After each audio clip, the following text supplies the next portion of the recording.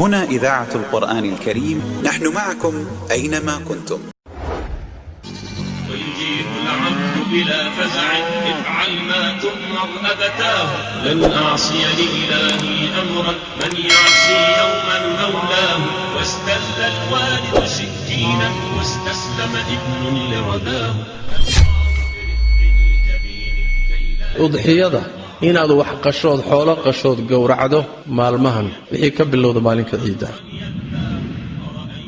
afar udxiyada ma galaan mana gudaan. afartaasi nabigu wuxuu yidhi sallallahu alayhi wasallam neef illa isha cawaran inuu il cawaran yahayna iska caddahay, neef jirradiisuna caddahay asagana udxiyada ma galo. neef naafa ah oo dhutinaya oo dhutintiisu ay caddahay asagana udxiyada ma galo. neef caata ah oo weyd ah oo aan lahayn dhuux lahayn asagana ma galo. shuruudaha waa inuu neefku buuxiyo. qur-aanka kariimka rabbi tabaaraka wa tacaala wuxuu isku lamaaniyey salaada iyo neefka la gowracayuu isku lamaaniyey. fasalli lirabbika wanxar. shuruud bay leedahay. shuruuddeeda waxaa ka mid ah axkaamta la doonayo in la ilaaliyo. waxa la gowracayaay waa inuu yahay xoolaha la dhaqdo.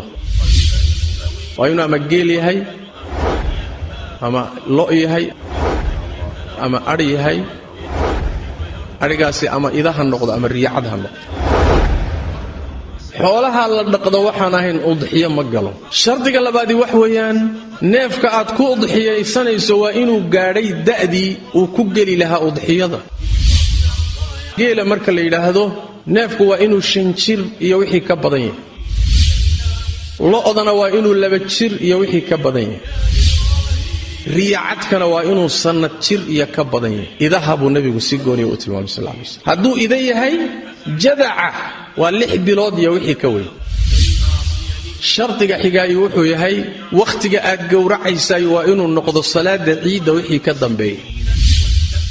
ninka iyo ehelkiisa qoyskiisa hal neef oo adhiga ku fillaan kara. haddaad ka badisana khayr iyo baraka. 7 ruux waxay wadaagi karaan neef geel ah. neef lo'ana way wadaagi karaan 7 ruux intay wax isku darsadaan. إلى هنا يكفي، والبقية سنسمعه في المحاضرة. واستل الوالد سكينا واستسلم ابن لرداه. dhegaystayaal waa qayb ka mid ah muxaadaro ka hadli doonta udxiyada iyo shuruudeeda. muxaadarada oo dhammaystiran goordhow ayaanu idiin soo gudbin doonaa insha allah.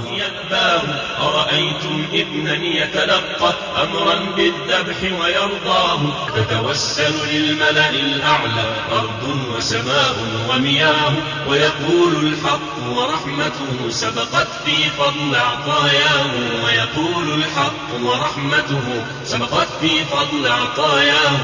صدقت الرؤيا لا تحزن يا إبراهيم فديناه، يا إبراهيم يا إبراهيم يا إبراهيم فديناه.